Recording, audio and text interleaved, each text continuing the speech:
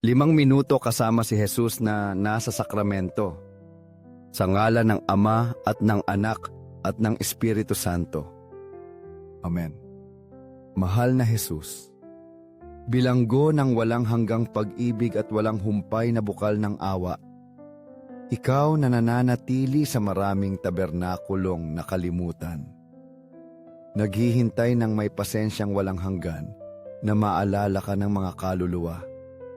Ikaw, aking minamahal na Panginoon, na sa banal na katahimikan ng bawat altar ay inilalahad ang iyong di nakikitang mga bisig, naghihintay sa aming pagmamahal, aming presensya, aming debosyon.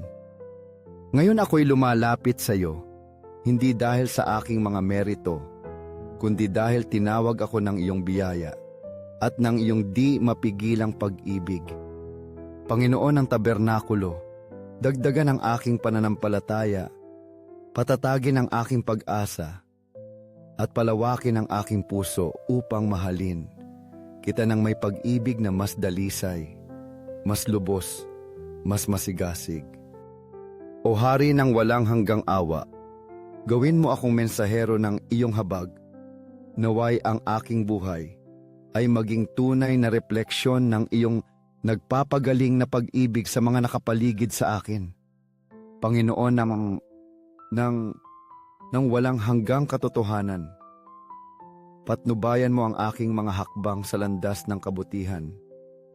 Liwanagan mo ang bawat sulok ng aking kaluluwa at dalisayin mo ang mga intensyon ng aking puso.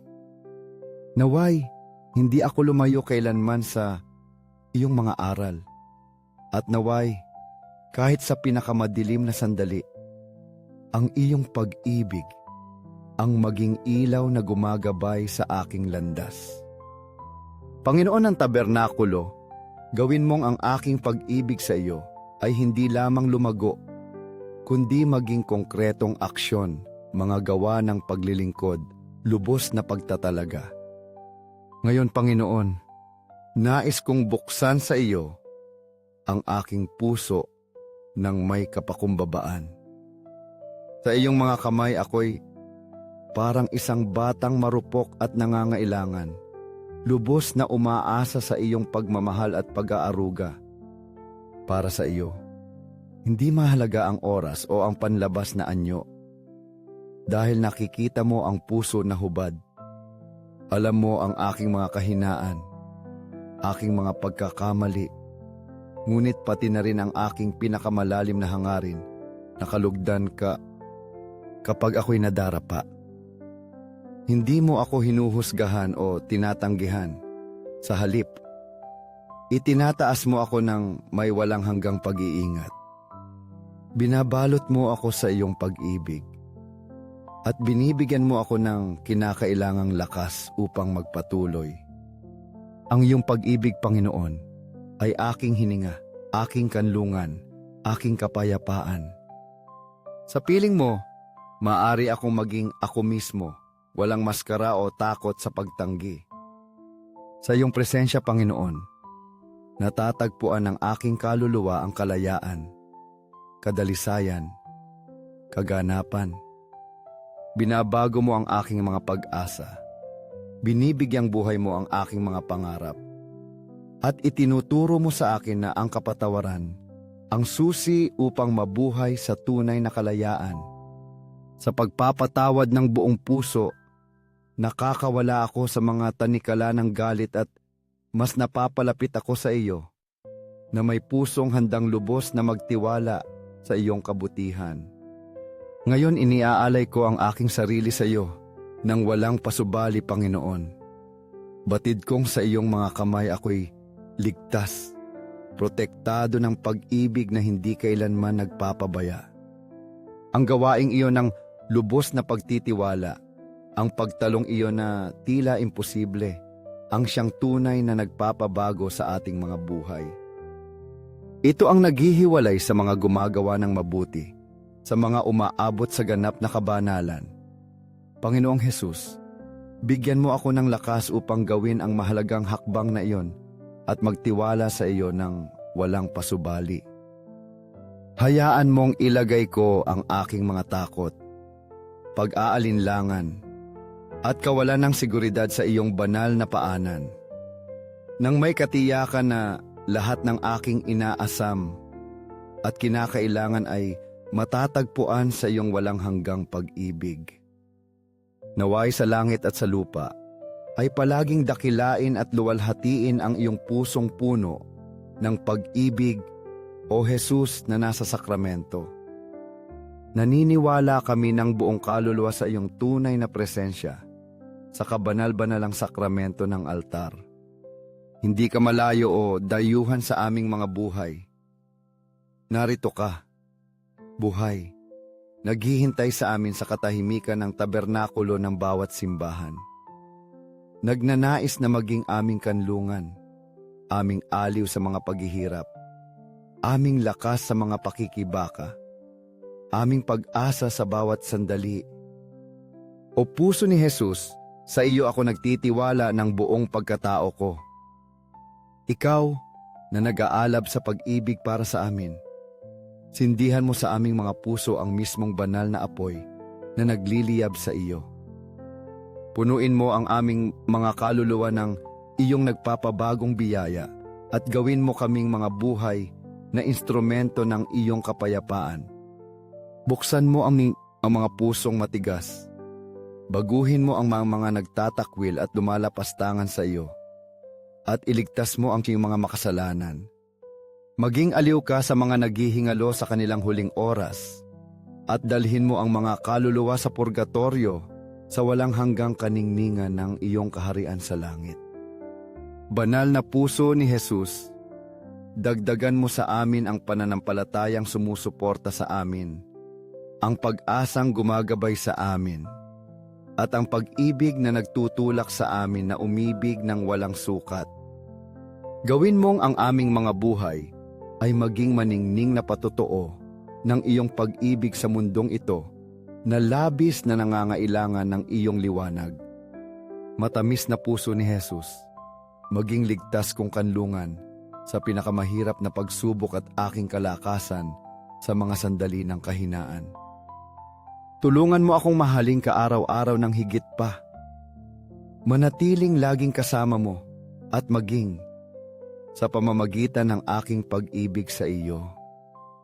Isang tulay upang makilala ka ng iba at maibigay sa iyo ang kanilang puso. O banal na puso ni Jesus, bantayan at patnubayan mo ang aming mga pastol. Ngayon kami ay taimtim na nananalangin para kay Papa Francisco, para sa aming mga obispo, pari, diakono, at lahat ng naglaan ng kanilang buhay sa iyong paglilingkod. Punuin mo sila ng katatagan sa mga kahirapan, ng karunungan sa kanilang mga desisyon, at ng masigasig at nag-aalab na pag-ibig para sa iyo.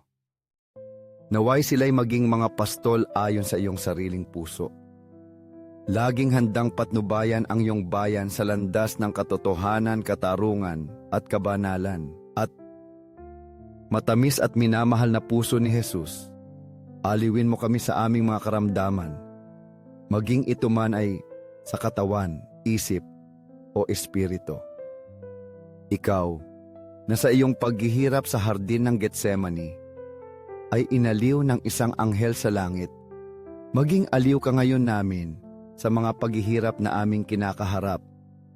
Sa mga sandaling iyon kung kailan ang mga pasanin sa buhay ay tila hindi na makakayanan, hinihiling namin sa iyo na bigyan mo kami ng katatagan.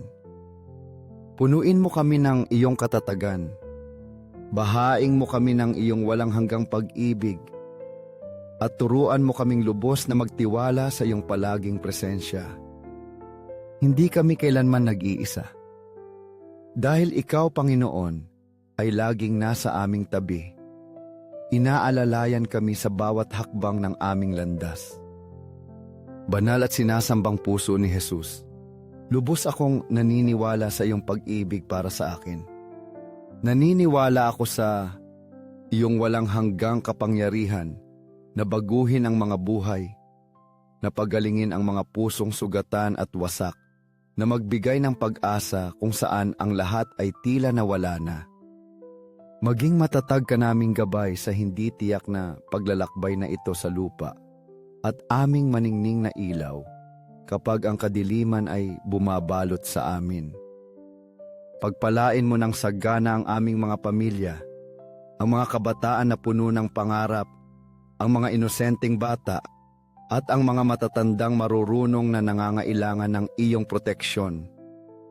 Naway matagpuan ng lahat sa iyo ang ligtas na kanlungan, ang kapayapaang nagpapalma sa kaluluwa, at ang kagalakang nagbibigay kahulugan sa buhay. Naway ang iyong maluwalhating pangalan ay ipahayag, makilala, at mahalin sa bawat sulok ng mundo. Naway ang mga kaluluwang uhaw ay sumuko sa iyong walang humpay na pag-ibig at matuklasan sa iyo ang tunay at walang hanggang kaligayahan.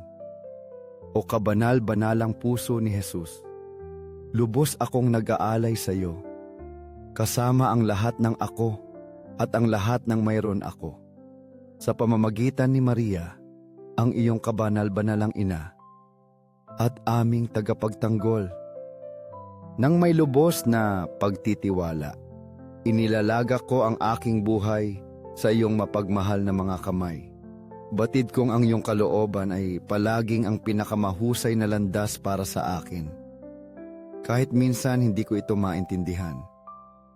Matamis at maawaing puso ni Maria, ihanda mo ang aming mga hakbang upang ligtas na makarating kay Jesus. Maging tapat ka naming tagapamagitan, aming bukal ng pag-asa, at aming maningning na gabay sa mga sandali ng kawalan ng katiyakan. Sa bawat kahirapan, hawakan mo ang aming kamay at akayin mo kami ng may pagmamahal patungo sa iyong minamahal na anak. Tulungan mo kaming mabuhay ng may kagalakan at katapatan sa aming panawagan na maging mga anak ng Diyos at mga disipulo ni Kristo na nagpapasikat ng kanyang liwanag sa mundong ito na labis na nangangailangan. Kabanal-banalang sakramento ng altar. Naniniwala ako ng buong pagkatao ko. Sumasamba ako ng buong puso ko. Umaasa ako ng may lubos na pagtitiwala at minamahal kita ng buong lakas ko. Ako'y mapakumbabang humihingi ng tawad para sa mga hindi naniniwala, hindi sumasamba sa iyo, hindi umaasa sa iyo, at hindi nagmamahal sa iyo. Sa langit at sa lupa, naway purihin magpakailanman ang mapagmahal na puso ni Jesus na nasa sakramento. Naway ang gawaing ito ng pag-ibig, kahit maliit, ay kalugdan ng iyong mga mata.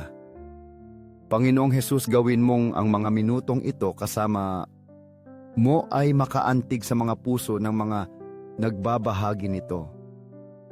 Naway lahat ng lumalapit sa iyo ay makatagpo ng kapayapaan, aliw at pag-asa.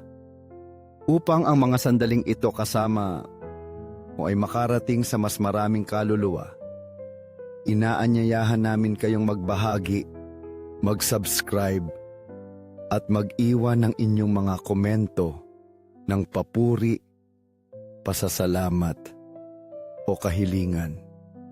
Sama-sama, patuloy nating palakasin ang ating pananampalataya at ating relasyon sa iyo, Hayaw Jesus, na nasa sakramento. Lahat para sa iyo, kabanal-banalang puso ni Jesus. Sa langit at sa lupa, naway purihin magpakailanman. Amen.